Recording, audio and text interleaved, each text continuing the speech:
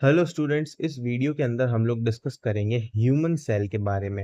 Human cell की अगर बात करें तो यहाँ पर समझेंगे कि ह्यूमन सेल क्या होती है। ठीक है, ह्यूमन सेल का स्ट्रक्चर समझेंगे हम लोग, और साथ ही साथ इसका कुछ इंट्रोडक्शन, इसकी प्रीवियस हिस्ट्री, सब कुछ समझेंगे।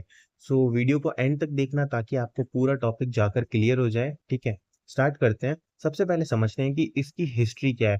History of human cell, human cell की क्या हिस्ट्री है। पहला पॉइंट है the cell word discovered from Latin word little room. Basically यहाँ पर एक लैटिन वर्ड जो है ना हमारे पास, लिटिल रूम, उससे जो है इसकी डिस्कवरी हुई थी। First cell seen by the Robert Hooke. Robert Hooke ने जो है फर्स्ट सेल को देखा था 1665 के अंदर। ठीक है, इसी के अलावा नेक्स्ट है हमारे पास, cell is a fundamental structure and functional unit of the living organism. अगर लिविंग ऑर्गेनिज्म की अगर फंक्शनल हमें यहाँ पर यूनिट पूछी जाए तो वो हमारे पास होती है सेल, और ये fundamental structure and functional unit भी यहाँ पर होती है। ठीक है, नेक्स्ट हम लोग डिस्कस करते हैं आगे। It is basic functional unit of the body, ये बॉडी की बेसिक फंक्शनल यूनिट होती है। ठीक है, अगर इसके साइज की बात करें तो 1 से लेकर 100 माइक्रोमीटर तक यहाँ पर इसकी साइज होती है। लार्जेस्ट ह्यूमन सेल कौन सी होती है अगर आपको कोई पूछे तो वो होती है ओवम। ठीक है, वहीं पर जो है स्मॉलेस्ट ह्यूमन सेल के बारे में अगर आपको पूछा जाए तो वो होती है हमारे पास स्पर्म। ये तो था इसका कुछ बेसिक इंट्रोडक्शन, इसकी हिस्ट्री। नेक्स्ट हम लोग डिस्कस करते हैं characteristics of human cells. Human cell के क्या क्या कैरेक्टरिस्टिक्स होते हैं उनको थोड़ा सा समझते हैं। It is smallest unit of body, ये बॉडी की सबसे स्मॉलेस्ट यूनिट होती है। ठीक है, इस it is building block of life, ये जो है बिल्डिंग ब्लॉक ऑफ लाइफ होती है, यानी कि ये उस ईंट की तरह होती है जिसके मतलब जैसे ये जो ईंट होती है ना बेसिकली हमारे पास, मतलब काफी सारी ईंटें मिलकर के एक बिल्डिंग ब्लॉक बनाती है, बेसिकली लाइफ को जो है फॉर्म करती है। उसी तरीके से हमारी जो बॉडी होती है ना उसके भी ये बिल्डिंग ब्लॉक्स होते हैं। ठीक है, cell become divided except of neuron cells, यानी कि सेल जो होती है ना उनके अंदर डिवीजन होता ही है, यानी कि वो मल्टीप्लाई हमेशा होती ही है। एक्सेप्ट, सिर्फ कौन सी सेल्स नहीं होती, न्यूरॉन सेल्स। ठीक है, जो न्यूरॉन सेल्स होती है ना वो कभी भी मल्टीप्लाई नहीं होती। तभी आपको पता होगा अगर न्यूरॉन्स जो है वो डैमेज हो जाते हैं तो पेशेंट का हाथ पैर या कोई भी बॉडी पार्ट पैरालाइज हो जाता है। अगर न्यूरॉन्स जो है वो मल्टीप्लाई कर पाते तो हमारा कोई भी बॉडी पार्ट कभी पैरालाइज होता ही नहीं। ठीक है, क्योंकि अगर मान लो न्यूरॉन डैमेज भी हो जाते तो नई सेल्स वापस से फॉर्मेशन कर लेती है, डिवाइड हो जाती है ना। लेकिन ऐसा नहीं होता है न्यूरॉन के अंदर, इसीलिए यहाँ पर लिखा है एक्सेप्ट न्यूरॉन सेल्स। बाकी की जितनी भी सेल्स होती है उनके अंदर डिवीजन यहाँ पर होता है। ठीक है, नेक्स्ट हमारे पास number of cells. Number of cells की अगर बात करें तो 100 से लेकर 14 तक, 140 तक आपके पास ट्रिलियन अप्रोक्स सेल्स जो है प्रेजेंट होती है। अगर हम लोग इसकी साइज की बात करें यहाँ पर, 1 से लेकर 100 माइक्रोमीटर तक आपको साइज देखने को मिल सकता है। इसी के अलावा structural and functional unit of living organism, ये जो है आपके पास स्ट्रक्चरल और फंक्शनल यूनिट जो होती है लिविंग ऑर्गेनिज्म की। ठीक है, नेक्स्ट हमारे पास है types of human cells. Human cells की कौन कौन सी टाइप्स होती है। देखो, दो टाइप्स होती है, प्रोकैरियोटिक्स और यूकैरियोटिक। ठीक है, प्रोकैरियोटिक और यूकैरियोटिक, इन दोनों के बीच में जो यहाँ पर डिफरेंस है ना उसके ऊपर मैंने अलग से वीडियो बना रखी है, अगर आप चाहो तो उसको देख भी सकते हो, वरना थोड़ा बहुत मैं यहाँ पर समझा देता हूँ आपको। जैसे कि देखो, प्रोकैरियोटिक सेल होती है हमारे पास, वो यहाँ पर क्या है, प्रो का मीन्स मतलब होता है ओल्ड और फॉल्स, और कैरियोटिक का मतलब होता है न्यूक्लियस। ठीक है, यानी कि in that nucleus is absent, यानी कि यहाँ पर जो प्रोकैरियोटिक होती है उसके अंदर न्यूक्लियस प्रेजेंट नहीं होता है। ठीक है, अब न्यूक्लियस क्या होता है वो भी मैं आपको आगे समझाऊंगा, मैं अभी आपको धीरे धीरे सब कुछ समझाऊंगा, स्ट्रक्चर पूरा बताऊंगा, वहां पर आपको बताऊंगा न्यूक्लियस क्या होता है, सेल मेम्ब्रेन क्या होती है, एंडोप्लाज्मिक रेडिक्यूलम क्या होता है। ठीक है, सब कुछ मैं आपको समझाऊंगा। अभी बस इतना समझो कि प्रोकैरियोटिक सेल्स जो आपके पास होती है उसके अंदर न्यूक्लियस प्रेजेंट नहीं होता है। ठीक है, अगर हम लोग इसके साइज की बात करें प्रोकैरियोटिक की, तो यहाँ पर ये 1 से लेकर के 5 माइक्रोमीटर तक आपको देखने को मिल सकता है इनका साइज। नेक्स्ट हमारे पास है it that nucleus membrane is absent, यानी कि इसके अंदर जो न्यूक्लियस मेम्ब्रेन है वो अब्सेंट होगी क्योंकि इसके अंदर तो न्यूक्लियस ही नहीं है ना। इसी के अलावा ऑर्गेनिज्म इज बैक्टीरिया, यानी ये बैक्टीरिया के अंदर जो है यहाँ पर आपको देखने को मिल सकती है। ठीक है, साइज ऑफ राइबोसोम, यानी कि इसके अंदर जो राइबोसोम होती है उसकी 70 एस होती है यहाँ पर। ठीक है, यानी कि 70 एस राइबोसोम यहाँ पर प्रेजेंट होता है। अब ये भी मैं आपको समझा दूंगा आगे क्या चीज़ है। नेक्स्ट हमारे पास होती है यूकैरियोटिक सेल्स। तो हमारे अंदर कौन सी सेल्स प्रेजेंट होती है, हमारे अंदर यूकैरियोटिक सेल्स प्रेजेंट होती है। ठीक है, और जो है यहाँ पर जो है न्यूक्लियस प्रेजेंट होता है इसके अंदर, साइज इसका 1 से 100 माइक्रोमीटर तक होता है, और न्यूक्लियस मेम्ब्रेन यहाँ पर प्रेजेंट होती है। ऑर्गेनिज्म जो होता है फंगस के अंदर हमारे अंदर प्रेजेंट होता है, और 60 एस राइबोसोम यहाँ पर देखने को मिलता है। ठीक है, अब नेक्स्ट हम लोग डिस्कस करते हैं वन बाय वन स्ट्रक्चर के बारे में। सो सेल मेम्ब्रेन से शुरू करते हैं। देखो सबसे पहले हमारे पास है सेल मेम्ब्रेन, ठीक है।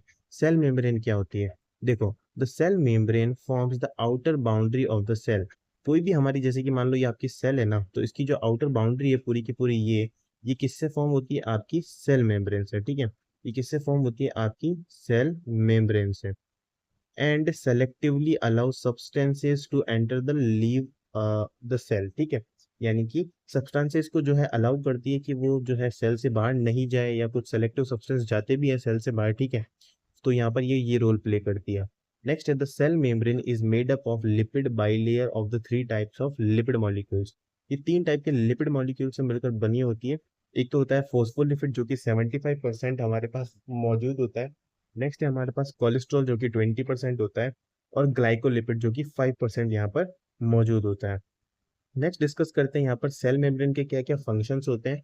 तो यहाँ पर ये जो है provide proper shape of the cell, ये जो शेप होता है ना सेल का, उसको प्रॉपरली प्रोवाइड करती है। नेक्स्ट हमारे पास है प्रोटेक्शन ऑफ सेलुलर ऑर्गेनिज्म, यानी कि जो है यहाँ पर ये प्रोटेक्शन का काम भी करती है सेलुलर ऑर्गेनिज्म के, ठीक है। इट कवर्स द साइटोप्लाज्म, और साइटोप्लाज्म के चारों तरफ ये आपको देखने को मिलता है। साइटोप्लाज्म में क्या होता है? तो ये जितना भी फ्लूइड हमारी सेल के अंदर भरा भरा होता है ना, उस फ्लूइड को हम लोग क्या बोलते हैं? साइटोप्लाज्म, ठीक है।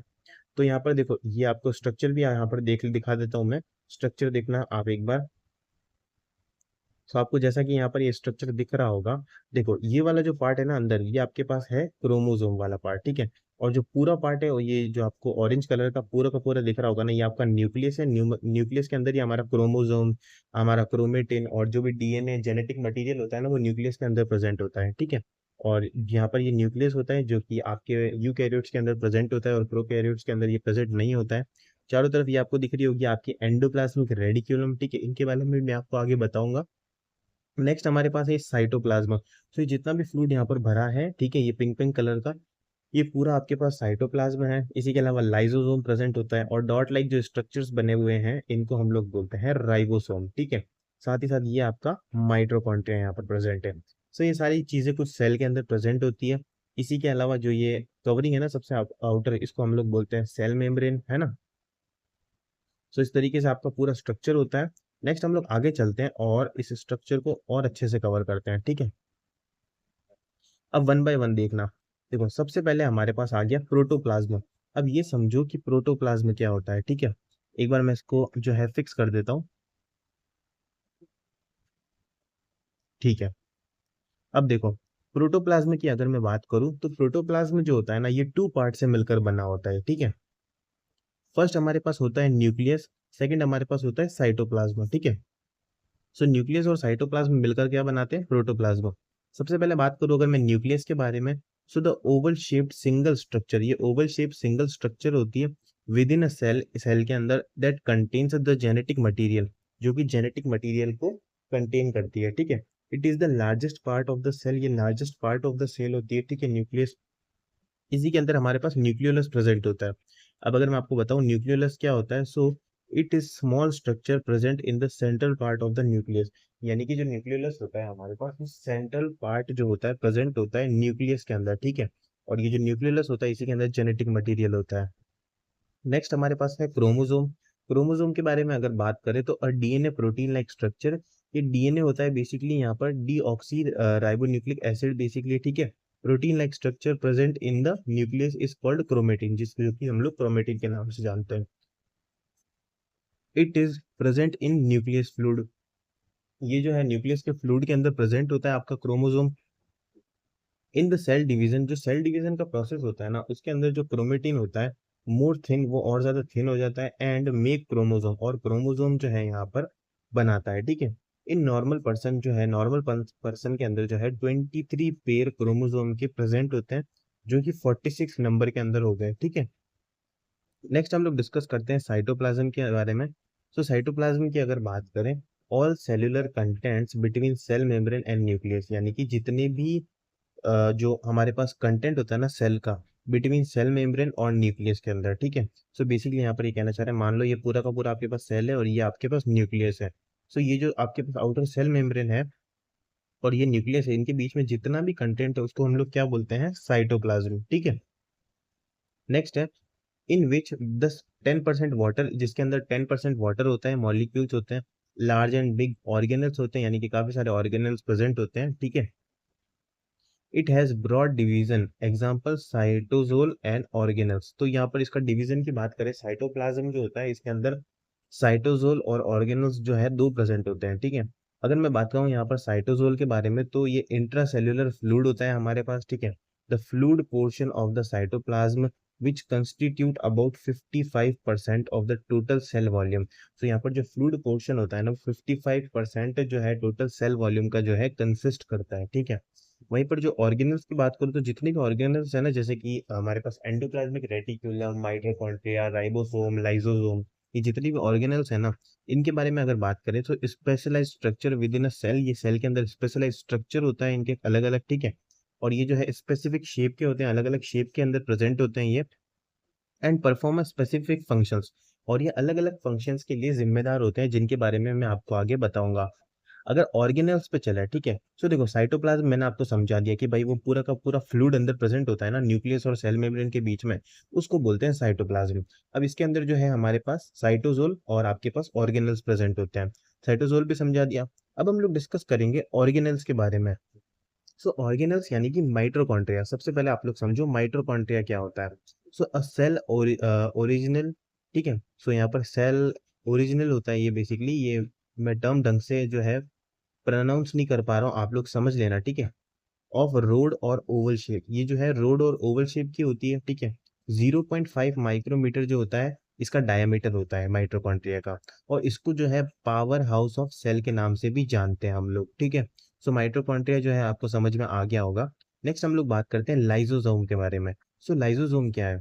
A cell organelle that is part of the intracellular digestive system. ये डाइजेस्टिव सिस्टम इंट्रासेल्युलर का पार्ट होता है, इसको सुसाइडल बैग भी बोलते हैं। सो देखो, ऐसे केसेस के अंदर जब हमारे सेल के अंदर कोई भी ऐसा बैक्टीरिया या कोई भी ऐसा एंटीजन आ जाता है जिसकी वजह से सेल के अंदर प्रॉब्लम हो रही है, तो ये जो साइज लाइसोसोम होता है ना, इसको सुसाइडल बैग क्यों बोलते हैं पता है? ये लाइसोसोम जो होता है ये ब्लास्ट हो जाता है, और क्या करता है ना, जैसे कि मैं बताऊँ, ये आपके पास सेल है, इसके अंदर ये आपके पास लाइसोसोम प्रेजेंट है, और मान लो यहाँ पर जो है कुछ इन्फेक्शन या एंटीजन आ गया, तो ये जो लाइसोसोम है ये ब्लास्ट हो जाएगा और खुद भी डिस्ट्रॉय हो जाएगा, साथ ही साथ ये जो भी वायरस है ना, ये जो भी एंटीजन है, जो भी इन्फेक्शन है, उसको भी पूरा का पूरा डिस्ट्रॉय कर देगा, खत्म कर देगा। इसीलिए इसको सुसाइड बैग ऑफ सेल्स भी यहाँ पर बोला जाता है, ठीक है। नेक्स्ट हमारे पास सेकंड ऑर्गेनल की अगर हम लोग बात करें, थर्ड ऑर्गेनल की सॉरी, जो कि है राइबोसोम। सो राइबोसोम यहाँ पर क्या है, राइबोसोम के बारे में डिस्कस करते हैं। सो देखो, सेल के अंदर मैंने आपको बताया था कुछ ऐसे डॉट लाइक स्ट्रक्चर्स होते हैं, ठीक है। ये डॉट लाइक स्ट्रक्चर्स होते हैं जिन्हें को हम लोग क्या बोलते हैं, ribosome. So these are tiny granules composed of RNA and protein. ये प्रोटीन और आरएनए से मिलकर बनने वाले कुछ ग्रेन्यूल्स होते हैं, ठीक है। Ribosomes are also found on the outer surface और रफ एंडोप्लाज्मिक रेटिक्यूलम, ठीक है। सो राइबोसोम जो होते हैं ना हमारे पास रफ एंडोप्लाज्मिक रेटिक्यूलम के ऊपर भी प्रेजेंट होते हैं, ठीक है। आपको मैं आगे बताऊंगा, दो टाइप की एंडोप्लाज्मिक रेटिक्यूलम होती है, एक तो होती है आपके पास रफ और एक होती है स्मूथ। रफ के ऊपर तो है ना हमारे पास जो है राइबोसोम प्रेजेंट होते हैं, जो कि आरएनए और प्रोटीन से मिलकर बने होते हैं, इस वजह से उसको रफ नाम दे दिया है। साथ ही साथ जो स्मूथ एंडोप्लाज्मिक रेटिक्यूलम होती है वो बिल्कुल स्मूथ होती है, उसके ऊपर कोई भी राइबोसोम प्रेजेंट नहीं होते, इसीलिए उसका नाम जो है स्मूथ एंडोप्लाज्मिक रेटिकुलम रखा गया है, ठीक है। नेक्स्ट है free ribosome not attach to endoplasmic reticulum. यहाँ पर जो है कोई भी राइबोसोम जो होते हैं ना एंडोप्लाज्मिक रेटिकुलम से वो अटैच नहीं होते, form protein needed bye cytosol, ठीक है। नेक्स्ट हम लोग डिस्कस करते हैं गोल्जी बॉडी या गोल्जी अपैरेटस के बारे में, ठीक है। तो देखो, इस तरीके से जो है कुछ प्रेजेंट होता है स्ट्रक्चर सेल्स के अंदर, ठीक है। अगर आप जो है गूगल पे जाकर के देखोगे तो आपको दिखेगा, एक इस तरीके से शेप होता है यहाँ पर गोल्जी अपैरेटस का, ठीक है। ये बेसिकली यहाँ पर क्या होता है, it is thin membranous sac like organelle. ये हमारे पास thin membranous sac like organelle होता है, प्रेजेंट होता है इन ऑलमोस्ट ऑल सेल्स, ये हर सेल के अंदर आपको मिल जाएगा। It involves into processing and packaging of protein during their transportation। ये बेसिकली यहाँ पर क्या करता है, प्रोसेस करने में, packaging of protein during transportation में जो है यहाँ पर हेल्प करता है, ठीक है। नेक्स्ट आगे चलते हैं, डिस्कस करते हैं एंडोप्लाज्मिक रेटिक्यूलम के बारे में। सो देखो, एंडोप्लाज्मिक रेटिक्यूलम हमारे पास यहाँ पर क्या है, ये ट्यूब लाइक स्ट्रक्चर होती है, मैंने आपको ऊपर डायग्राम में बताया था, आप जाकर के देख सकते हो वीडियो में पीछे जाकर के, नहीं तो आप पीडीएफ भी डाउनलोड कर सकते हो टेलीग्राम चैनल से, तो वहां पर भी जाकर आप देखोगे स्ट्रक्चर के अंदर। तो यहाँ पर एंडोप्लाज्मिक रेटिक्यूलम जो होती है ना, एक ट्यूब लाइक स्ट्रक्चर होती है, ठीक है। इट प्रेजेंट इन साइटोप्लाज्म, ये साइटोप्लाज्म के अंदर प्रेजेंट होती है। अगर इसके टाइप की हम लोग बात करें, सो टाइप कौन कौन से होते हैं इसके, दो टाइप होते हैं हमारे पास। एक तो होता है हमारे पास रफ एंडोप्लाज्मिक रेटिक्यूलम, और सेकंड हमारे पास होता है स्मूथ एंडोप्लाज्मिक रेटिक्यूलम। अगर हम लोग बात करें रफ एंडोप्लाज्मिक रेटिक्यूलम के बारे में, so these types of endoplasmic reticulum attach with ribosome, मैंने आपको बताया था इसके ऊपर राइबोसोम्स प्रेजेंट होते हैं। राइबोसोम्स जो है आपके आरएनए से मिलकर बने होते हैं और प्रोटीन से मिलकर बने होते हैं, ठीक है। ये जो है यहाँ पर प्रेजेंट होते हैं आपके एंडोप्लाज्मिक रेटिक्यूलम के ऊपर, इसलिए इसका नाम जो है रफ एंडोप्लाज्मिक रेटिक्यूलम होता है। वहीं पर बात करें स्मूथ एंडोप्लाज्मिक रेटिक्यूलम के बारे में, so these types of endoplasmic reticulum free and it's an attach ribosome, और इसके ऊपर जो है इजेंट यानी कि हमारे पास जो है प्रेजेंट नहीं होते हैं राइबोसोम, ठीक है। नेक्स्ट डिस्कस करते हैं फंक्शंस ऑफ ह्यूमन सेल के बारे में। तो यहाँ पर कौन कौन से फंक्शंस यहाँ पर करती है हमारी ह्यूमन सेल, यानी कि जो सेल होती है ना उसके काम क्या होता है बेसिकली। ये सारे तो हमने स्ट्रक्चर की बात कर ली, उसका इंट्रोडक्शन देख लिया, ठीक है। कौन कौन से ऑर्गन्स प्रेजेंट होते हैं, साइटोप्लाज्म क्या होता है, न्यूक्लियस क्या होता है, ये सब तो मैंने आपको समझा दिया। अब बात करते हैं कि इसके फंक्शंस क्या होते हैं, यानी कि काम क्या करती है सेल जो होती है ना, वो काम क्या करती है। सो देखो यहाँ पर मैंने काफी सारे फंक्शंस लिखे हैं, बट इसके कुछ ऐसे फंक्शंस भी होते हैं जैसे कि मेटाबॉलिज्म, ये मेटाबॉलिज्म भी कराती है, ठीक है। मेटाबॉलिज्म करवाती है एक तो सेल्स काफी सारी चीजों का। इसी के अलावा रेस्पिरेटरी फंक्शंस यहाँ पर ये जो है काम करती है, और एक्सक्रीशन करती है ये बेसिकली, ठीक है। Recovery of the body part, ये बॉडी पार्ट की रिकवरी करवाने के लिए भी रेस्पॉन्सिबल होती है। इसी के अलावा exertion of liver beta cell insulin का एक्सर्शन भी यहाँ पर ये करवाती है, ठीक है। इसी के अलावा ट्रांसपोर्टेशन ऑफ ऑक्सीजन, या ऑक्सीजन का ट्रांसपोर्टेशन भी करवाने के लिए रेस्पॉन्सिबल होती है। नेक्स्ट हमारे पास है प्रोवाइड स्ट्रेंजिनस ऑफ मस्कुलर सेल्स, ये जो है हमारे मस्कुलर सेल्स को जो है स्ट्रेंथ स्ट्रेंजिनस भी यहाँ पर प्रोवाइड करती है, यानी कि स्ट्रेंथ प्रोवाइड करती है, ठीक है। नेक्स्ट हमारे पास है सेल डिवीजन। अब मैं आपको यहाँ पर अलग से भी बनाऊंगा मैं इसके ऊपर वीडियो सेल डिवीजन पे, पर देखो यहाँ पर मैं आपको शॉर्ट में समझा देता हूँ कि देखो सेल जो होती है ना वो डिवाइड करती है दो टाइप से। एक तो हमारे पास होता है माइटोसिस और एक होता है मियोसिस। तो ये दो तरीके होते हैं जिनसे जो है सेल रिप्रोड्यूस करती है या फिर डिवाइड होती है। अगर मैं आपको बताऊं माइटोसिस के बारे में, तो देखो माइटोसिस जो होती है ना उसके अंदर चार फेजेस होती है। कौन कौन सी होती है, प्रोफेज, मेटाफेज, एनाफेज और टीलोफेज। अब इन फेजेस के बारे में मैं अलग वीडियो के अंदर डिटेल में बात करूंगा, ठीक है, जिसका नाम मैं रख दूंगा सेल डिवीजन। तो आप वीडियो जाकर के देख सकते हो अगर अपलोडेड है तो, और नहीं भी है तो मैं आगे अपलोड कर दूंगा, ठीक है।